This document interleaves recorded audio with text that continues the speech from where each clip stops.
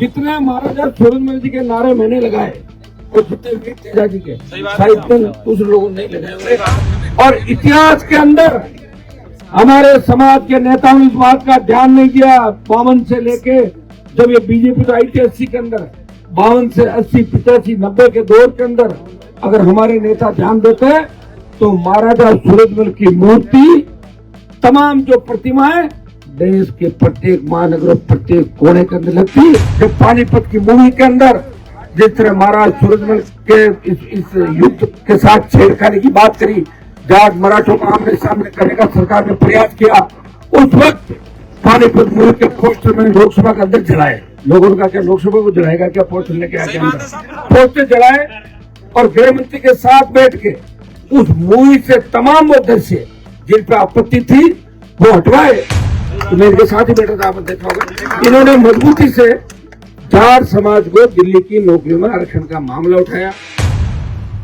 आपको मेरे साथ जयकार लगाना, महाराज की महाराजा सूरजमल अमर रहे, महाराजा सूरजमल अमर रहे,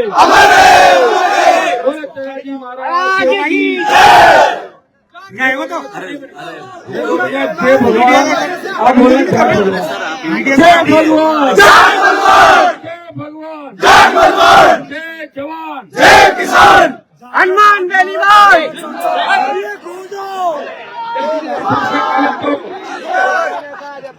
मैं बधाई दूंगा यहाँ की जाट आरक्षण संघर्ष समिति को, भरतपुर और नया जिला जो डीग बना है।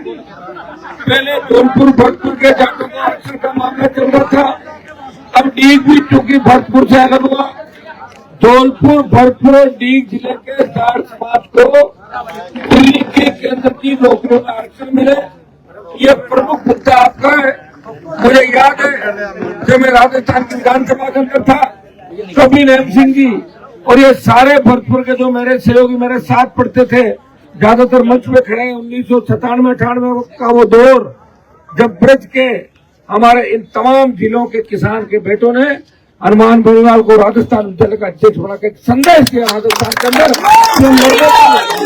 एक नया इलाका तैयार कर रहे। और भाइयों, जितने महाराजा सूरजमल जी के नारे मैंने लगाए और जितने वीर तेजा जी के साहित्य दूसरे लोगों ने नहीं लगाए। और मैं हमेशा ये बात करता हूँ कि देश के अंदर आजादी का आंदोलन हो चाहे दूसरा आंदोलन हो, महाराजा सूरजमल जी और शिवाजी महाराज ने जो लड़ाई लड़ी वो देश के अंदर कोई नहीं लड़ सका। वो लड़ाई दिल्ली जिसके चारों तरफ जब मर्जी चले जाते थे और जब चाहे चढ़ाई करके सामान दिल्ली का उठा लाते थे यहाँ पे, और भरतपुर के किले की तरफ कोई नहीं आया। ये देश लोहगढ़ इसका नाम है। और इतिहास के अंदर हमारे समाज के नेताओं ने इस बात का ध्यान नहीं दिया। 52 से लेके जब ये बीजेपी तो आई थी 80 के अंदर, 52 से 80, 85, 90 के दौर के अंदर अगर हमारे नेता ध्यान देते तो महाराजा सूरजमल की मूर्ति, तमाम जो प्रतिमाएं देश के प्रत्येक महानगर, प्रत्येक कोने के अंदर लगती और उनकी वीरता की अलग गाथाएं गाई जाती। दुर्भाग्य से हमारे लोग जो चुन के चले जाते थे वो बाद में भूल जाते थे, तो पार्टियां बदलते थे या चुनाव के समय याद करते थे। याद करो जब पानीपत की मूवी के अंदर जिस तरह महाराज सूरजमल के इस युद्ध के साथ छेड़खानी की बात करी, जाट मराठों को आमने सामने करने का सरकार ने प्रयास किया, उस वक्त पानीपत मूवी के पोस्टर में लोकसभा के अंदर जलाए। लोगों ने कहा क्या लोकसभा को जलाएगा क्या, पोस्टर लेके आके अंदर पोस्टर जलाए और गृह मंत्री के साथ बैठ के उस मूवी से तमाम वो दृश्य जिन पे आपत्ति थी वो हटवाए। मैं तो मूवी बैन करवा देता, लेकिन 2-4 आपके लोगों की इच्छा नहीं थी कि मूवी बैन हो। मैं तो मूवी को बंद किया था, मैं नहीं बनाऊ मूवी, गलत तरीके से बनी। और आप छोड़ो, ये फिल्में बनती रहेगी, जब सरकार अपनी बन जाएगी ना राजस्थान में, चाहे जितनी फिल्म बना।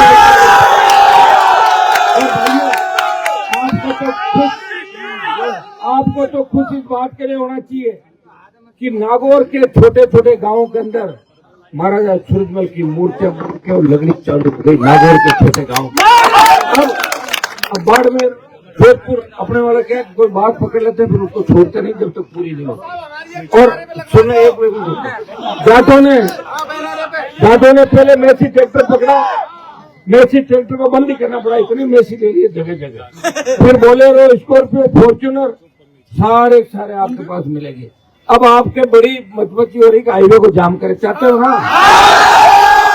लेकिन थोड़ा सा क्या हुआ, बरसात ज्यादा आ गई ना, हाईवे तो वैसे ही जाम हो तो जाम लग गया।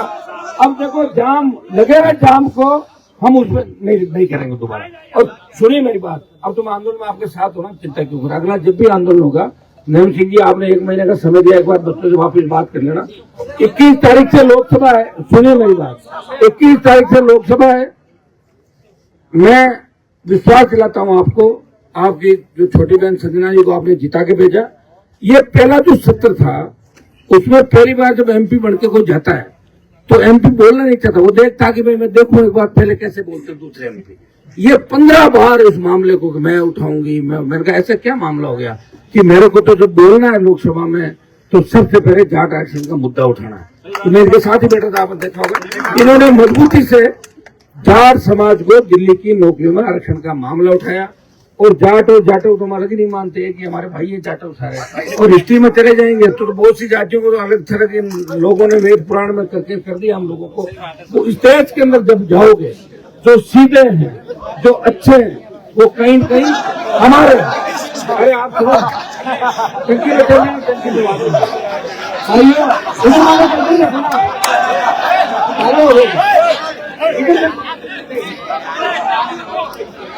ऐसे मान लो बंदर आ जाएगा, उसको देखोगे। मैं कह रहा हूँ इधर देखो, वो भी अपने भाइयों, सुनो बाद में देख रहा हूँ, इधर देखो भाई।